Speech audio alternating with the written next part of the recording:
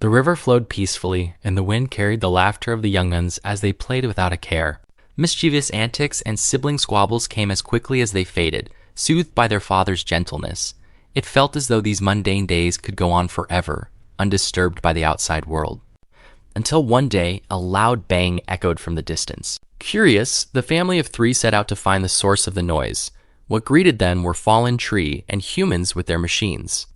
The once peaceful life of the riverside rats was suddenly threatened by construction along the river. Realizing they were about to lose the river they had called home, the rats who had lived there for generations were forced to abandon it and move into the human town, as the riverside was no longer safe to live in. The family of three was no exception.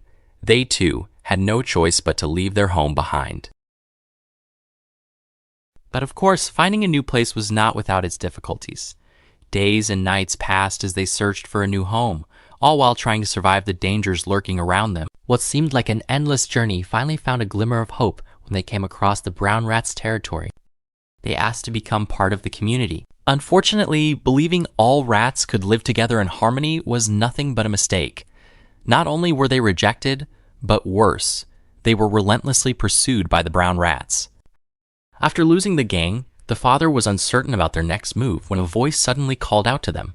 Following the voice, they were surprised to find Glenn, a former member of the brown rats. Now living alone in the library, Glenn offered the family of three a safe shelter and an ample supply of food. Through Glenn, they learned of another route to the river, one that avoided the brown rats' territory. Thanking Glenn for his wisdom and warm hospitality, once again they set out for their destination. This time, however, their journey brought a new kind of danger. And along the way, they encountered another unusual yet kind soul, Blue, who saved them from the brink of death. Though both Glenn and Blue offered them a place to stay for good, they had been born and raised by the river, and the river was deeply engraved into their very lives. True to their name, the Rats of the River, they chose to return and live by the river once more. As the river finally came into sight, they set out one last time toward the stretch of river that had been left untouched by humans, hoping that this time they would finally be able to settle into their new home. But would they?